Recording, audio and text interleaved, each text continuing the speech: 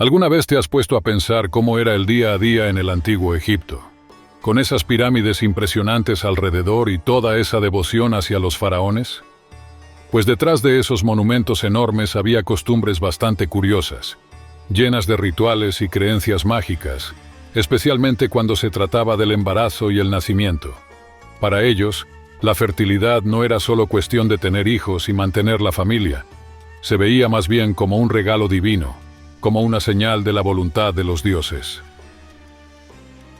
En medio de este mundo, dos figuras eran súper importantes: Hathor, símbolo del amor y del poder femenino, y Taweret, representada como una hipopótama embarazada, encargada de proteger a las mujeres en el parto. Para saber si una mujer estaba embarazada, tenían métodos que hoy parecerían muy raros. Uno de ellos era un experimento con granos, lleno de simbolismos que reflejaban el misterio del inicio de una nueva vida. En la práctica, la mujer echaba su orina sobre semillas de trigo y cebada, esperando a ver si germinaban. Si los granos brotaban, significaba que venía un bebé en camino. Además, según qué semilla brotara primero, podían adivinar el sexo del bebé. Si germinaba primero el trigo, sería niña. Si era la cebada, llegaría un niño.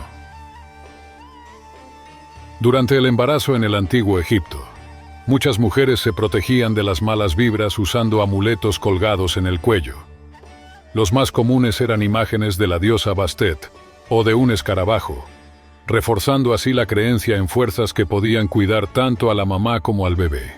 Cuando llegaba la hora del parto, normalmente el nacimiento se daba en casa, con ayuda de parteras que combinaban sus conocimientos médicos con rituales mágicos. Ellas recitaban encantos y aplicaban aceites especiales para facilitar que el bebé naciera. Aunque existían hierbas que podían interrumpir el embarazo, la mayoría de la gente veía su uso como algo en contra de la voluntad de los dioses, por lo que casi nadie las usaba. El miedo a desafiar a las divinidades hacía que estas plantas quedaran al margen de la sociedad. Otra tradición que sorprende, registrada en la época predinástica y principios de la época dinástica, alrededor del año 3126 a.C., era la de enterrar sirvientes junto con sus amos. Gobernantes y nobles creían que, además de objetos valiosos, necesitarían personas que los atendieran en la vida después de la muerte. En sitios como Abidos y Saqqara, han salido a la luz evidencias de una costumbre impactante. En las tumbas de algunos de los primeros faraones, los arqueólogos encontraron a decenas, a veces hasta cientos, de sirvientes y cortesanos enterrados junto al gobernante. Por lo general eran personas jóvenes y sanas, lo que indica que fueron sacrificadas intencionalmente. Sus cuerpos quedaban en compartimientos separados, bien cerquita de la cámara principal, reforzando la idea de que seguirían haciendo sus tareas en la siguiente etapa de la existencia.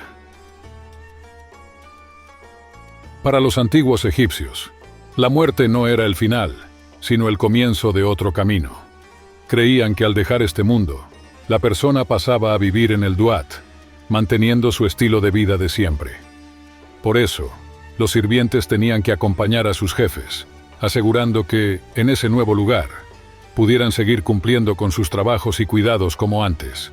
Con el tiempo, conforme avanzó la cultura egipcia, surgió una manera menos drástica de cumplir con ese objetivo: las figuritas Ushapti.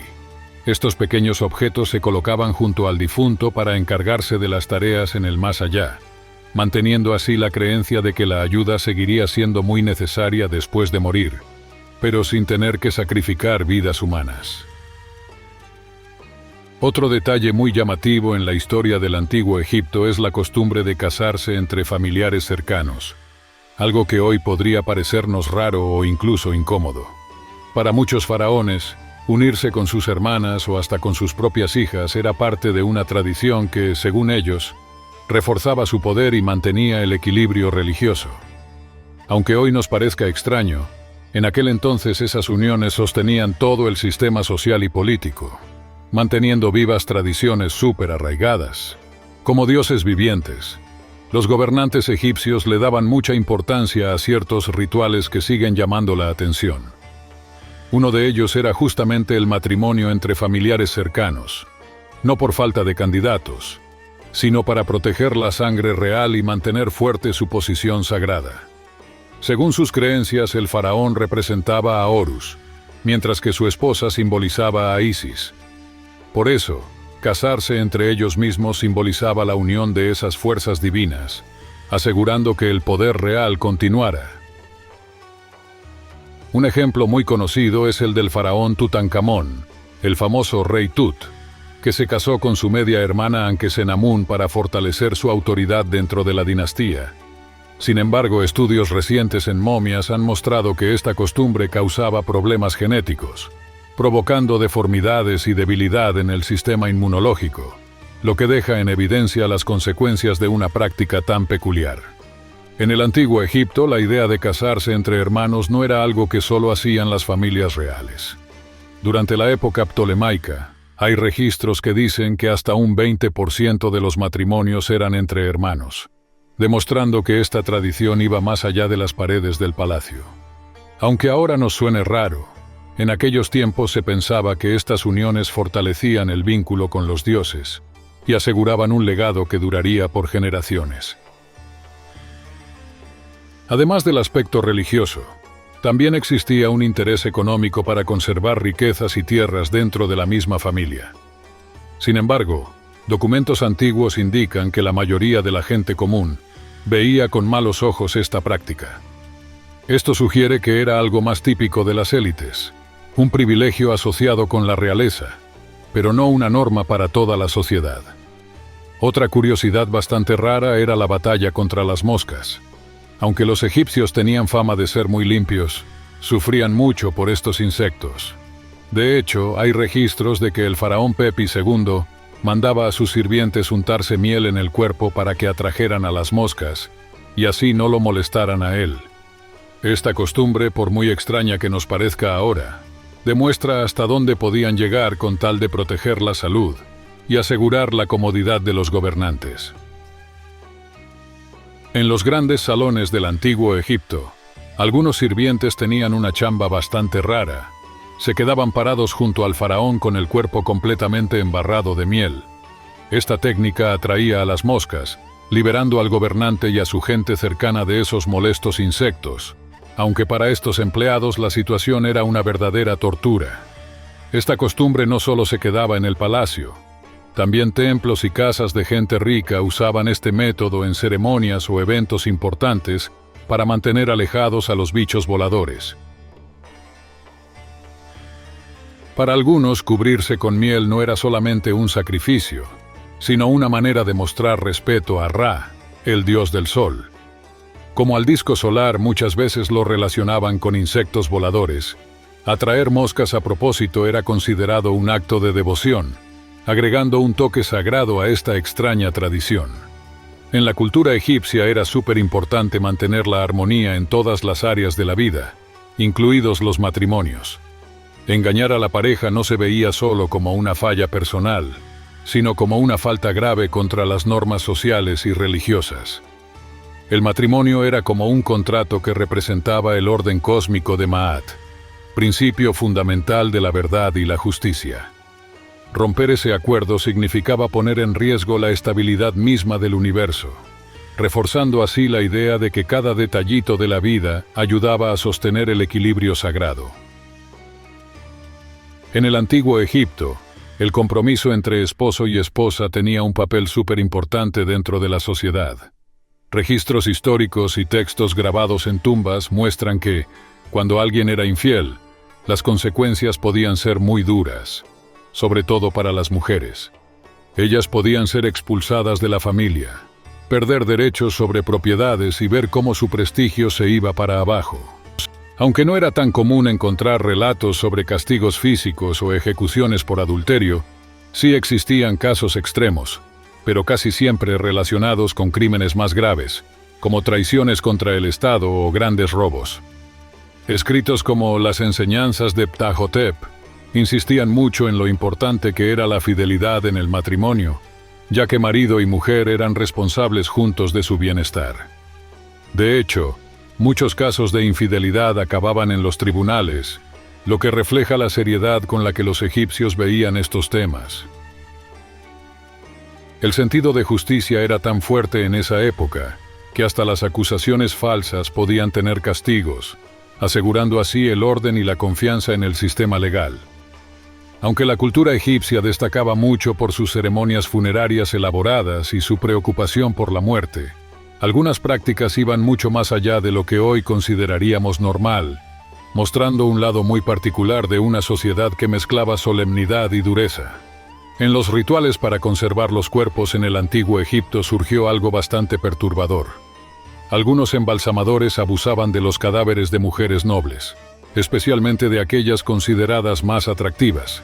Para evitar que sucedieran estas cosas, las familias preferían quedarse con el cuerpo en casa varios días antes del entierro, algo que ya había contado el historiador griego Heródoto. Esta medida servía para protegerlos, porque los embalsamadores eran los únicos que tenían acceso directo a los difuntos. Además, había otra precaución. Retrasaban la entrega del cuerpo para que iniciara un poco el proceso de descomposición. De esta forma, se reducía la posibilidad de que alguien tuviera malas intenciones. Las consecuencias para quienes fueran atrapados haciendo esto eran durísimas, y no solo físicas, ya que abusar del cuerpo se veía como una deshonra muy grave hacia la memoria de quien había fallecido. Lo curioso es que para los egipcios el cuerpo era algo sagrado, fundamental para asegurar la vida después de la muerte.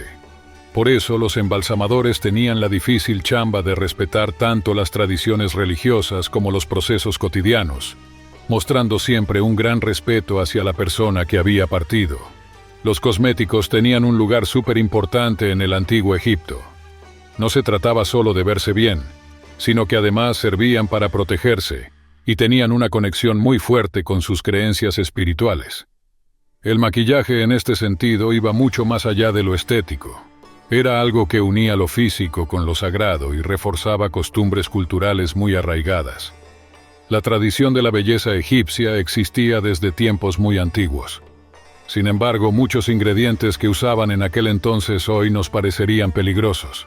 Por ejemplo, el plomo que contenía el famoso kohl, ese delineador oscuro que se ponían alrededor de los ojos. Tanto hombres como mujeres usaban este maquillaje para resaltar sus rasgos, pero no era solo para verse bonitos. Ellos creían que el kohl alejaba malos espíritus y enfermedades. Además, ayudaba a reducir las molestias por la luz intensa, reflejando una parte de los rayos del sol. Estudios recientes dicen que, usado en pequeñas cantidades, hasta el plomo podría haber tenido algunos beneficios, como fortalecer las defensas del cuerpo y proteger los ojos contra infecciones, algo bastante útil considerando todo el polvo que había en el Egipto de aquella época. En la civilización del antiguo Egipto, esas líneas oscuras alrededor de los ojos no eran solo para verse bien. El kohl negro protegía contra el sol del desierto, pero también llevaba un riesgo silencioso. Si se usaba mucho, las sustancias que contenía podían provocar envenenamientos. A pesar de eso, creían que estos cosméticos los conectaban más fuerte con las fuerzas divinas, uniendo lo humano con lo sagrado.